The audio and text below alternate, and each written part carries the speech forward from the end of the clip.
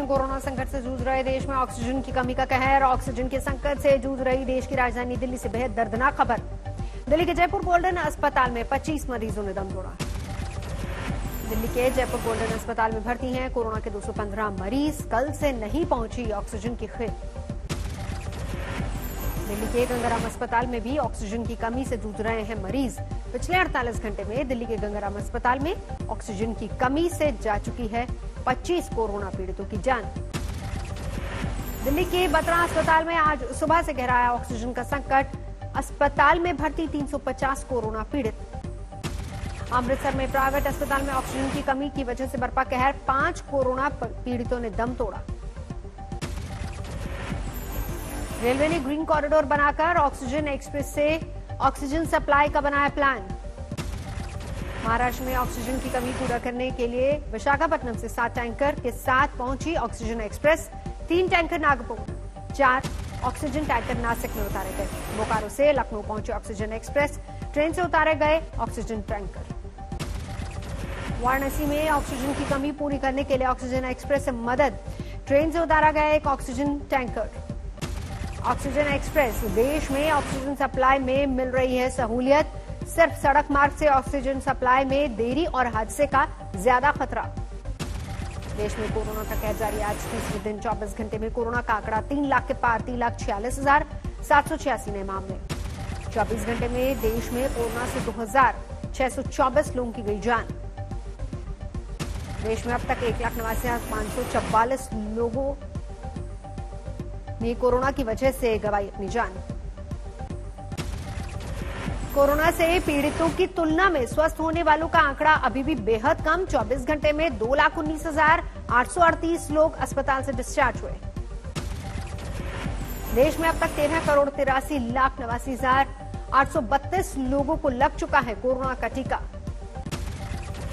गाजियाबाद के इंदिरापुरम में गुरुद्वारे में हो रहा है फ्री कोरोना टेस्ट। लोगों की लगी लंबी कतार। गुरुद्वारे में जरूरतमंदों के लिए ऑक्सीजन का भी इंतजाम। गंभीर रूप से पीड़ितों को दी जा रही है फौरी मदद। कानपुर में ऑक्सीजन प्लांट के बाहर जुटी भीड़। ऑक्सीजन सिलेंडर की उम्मीद में पहुंचे कोरोना पीड़ितों के परिजन। लुधियाना में रिलायंस इंडस्ट्रीज की रिफाइनरी में ऑक्सीजन का निर्माण। सरकारी अस्पतालों में फ्री और प्राइवेट अस्पतालों में सरकारी रेट पर ऑक्सीजन की सप्लाई। बारामती में एक अस्पताल में आईसीएमआर की मंजूरी के बाद 140 रोगियों पर परीक्षण। हल्दी काली मिर्च के मिश्रण से बनी दवा को माना जा रहा है इम्यूनिटी बूस्टर। यूपी के नोएडा में वीकेंड कर्फ्यू के दौरान मुस्तैदी। पुलिस ने बेवजह बाहर निकले लोगों को वापस घर भेजा। भोपाल के जहांगीरबाग में वीकेंड कर्फ्यू के दौरान बाजारों में पसरा सन्नाटा। दुकानों पर लटके ताले। जहांगीराबाद में बेवजह बाहर निकल रहे लोगों का कटा चालान। वीकेंड कोरोना कर्फ्यू को लेकर प्रशासन अलर्ट। कर्नाटक में कोरोना संकट के मद्देनजर वीकेंड लॉकडाउन सख्ती से हो रहा है पालन। केरल के कोझिकोड में भी वीकेंड लॉकडाउन का सख्ती से कराया जा रहा है पालन। राहुल गांधी ने किया ट्वीट। सद्भाव से केंद्र सरकार से अपील है कि पीआर और अनावश्यक प्रोजेक्ट्स पर खर्च करने की बजाय वैक्सीन, ऑक्सीजन और अन्य स्वास्थ्य सेवाओं पर ध्यान दें। राहुल गांधी ने लिखा, आने वाले दिनों में ये संकट और गहराएगा। इससे निपटने के लिए देश को तैयार करना होगा। वर्तमान दुर्दशा असहनीय। लखनऊ के एक अस्पताल में मरीज की मौत के बाद हंगामा। परिजनों ने अस्पताल कर्मचारी को पीटा। सीसीटीवी में कैद हुई तस्वीरें। पाली में ऑक्सीजन की कमी को दूर करने के लिए आगे आई एक सीमेंट इकाई। सीमेंट प्लांट में प्रतिदिन 200 ऑक्सीजन सिलेंडर्स का उत्पादन। कर्नाटक के शिवमोगा में वीकेंड लॉकडाउन का सख्ती से पालन। कोरोना ने किया बेदम। महाराष्ट्र दिल्ली में एक दिन में 1000 से ज्यादा लोगों की गई जान। दिल्ली में कोरोना से एक दिन में रिकॉर्ड मौत। 348 लोगों की जान गई। दिल्ली में तमाम कोशिशों के बाद भी कोरोना आउट ऑफ कंट्रोल। 24 घंटे में 24,000 के पार नए मामले। दिल्ली में एक्टिव केस का भी रिकॉर्ड। पहली बार आंकड़ा 92,000 के पार। आधी रात ऑक्सीजन सप्लाई वॉर रूम में पहुंचे मनीष सिसोदिया। कहा, हर कॉल जान बचाने के लिए इमरजेंसी कॉल। बॉम्बे हाईकोर्ट ने ऑक्सीजन की कमी पर लिया संज्ञान। कहा, नागपुर में ऑक्सीजन की सप्लाई तो बढ़ी, लेकिन रिफिलिंग के लिए खाली सिलेंडर्स की किल्लत जारी। यूपी में बढ़ रहा है कोरोना का कहर। बीते 24 घंटे में रिकॉर्ड 37,238 मामले। यूपी की राजधानी लखनऊ में कोरोना से सबसे ज्यादा लोग प्रभावित। 5,682 नए बीमार। दिल्ली से सटे नोएडा में कोरोना के 1064 नए मामले, 9 की जान गई। नोएडा के डीएम बीपी किट पहनकर अस्पतालों का कर रहे दौरा, बेड, आईसीयू, वेंटिलेटर्स का जायजा ले रहे। गाजियाबाद में कोरोना के 815 नए केस, कोरोना से 5 लोगों की जान गई। कोरोना से लखनऊ के विधायक सुरेश श्रीवास्तव की मौत, 7 दिन से वेंटिलेटर पर थे, राजनाथ सिंह ने जताया दुख। लखनऊ के कोविड अस्पतालों को रोज 2 बार बताना होगा अस्पतालों में खाली बेड का स्टेटस, डीएम ने जारी किया आदेश। कांग्रेस अध्यक्ष सोनिया गांधी ने रायबरेली के डीएम को लिखी चिट्ठी, कहा सांसद निधि की बची राशि 1 करोड़ 17 लाख कोरोना मरीजों के लिए खर्च की जाए। प्रियंका गांधी ने यूपी के जिला और शहर अध्यक्षों के साथ वीडियो कॉन्फ्रेंसिंग के जरिए बात की, महामारी में जनता का साथ देने के लिए कहा। बिहार में तेजी से बढ़ रहे हैं कोरोना के मामले, एक दिन में 12,672 केस। राजस्थान में कोरोना के 15,398 नए मामले, 64 की जान गई। मध्य प्रदेश में 24 घंटे में 13,500 से ज्यादा केस, कोरोना के 74 मरीजों ने दम तोड़ा। पश्चिम बंगाल में कोरोना के 12,876 नए मामले, 59 लोगों की मौत। जम्मू कश्मीर में एक दिन में 2,000 के करीब कोरोना के केस, 1,937 नए केस। शिवराज सरकार ने कोविड सेंटर्स के लिए निकाली डॉक्टरों की वैकेंसी, 2 लाख तनख्वाह, लग्जरी गाड़ी के साथ रहना खाना फ्री। राजस्थान में जारी रहेगी सख्ती, सीएम गहलोत बोले कोरोना से जंग के लिए लॉकडाउन जैसा व्यवहार करें लोग। छत्तीसगढ़ के आईपीएस और स्टेट पुलिस के अधिकारियों ने दिखाया बड़ा दिल, कोरोना के कारण सीएम सहायता कोष में देंगे 1 दिन की सैलरी।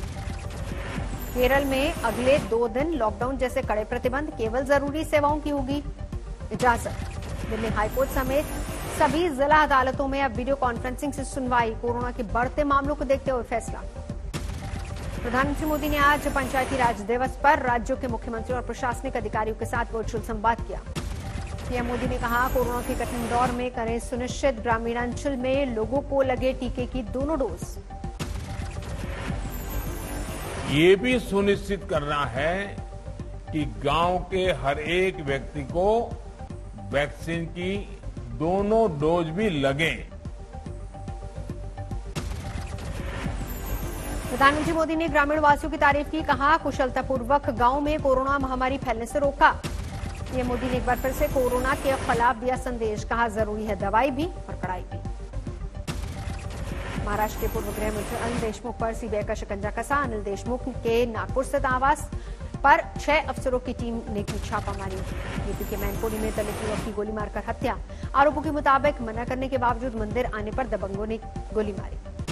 धनबाद में अपराधियों के हौसले बुलंद, डीसीएल अफसर के आवास पर गोली और बम से किया हमला।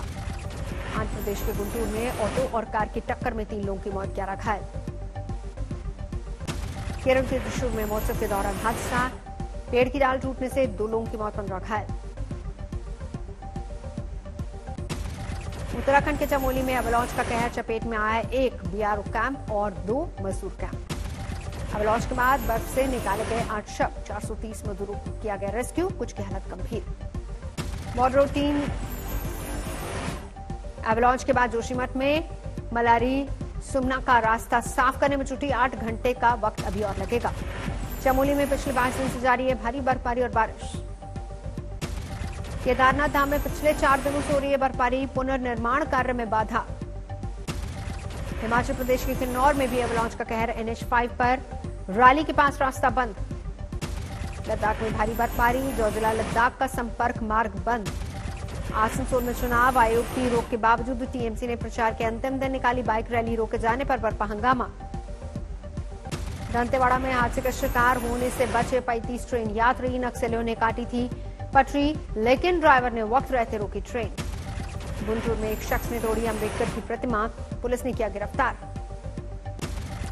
पंचायत चुनाव में कोरोना प्रोटोकॉल की उड़ी धज्जियां, पूर्व मंत्री ओम प्रकाश राजभर बिना मास्क के प्रचार करते नजर आए। अलीगढ़ में बीजेपी के 16 पदाधिकारियों को 6 साल के लिए निलंबित किया गया। पंचायत चुनाव में पार्टी समर्थित उम्मीदवार के खिलाफ लड़ रहे चुनाव। दंतेवाड़ा में नक्सलियों ने ट्रेन के इंजन और डिब्बे को पटरी से उतारा, मौके पर पहुंची पुलिस। भांसी और बछेली के बीच पटरी से उतारी गई पैसेंजर ट्रेन, सभी 30 यात्री सुरक्षित।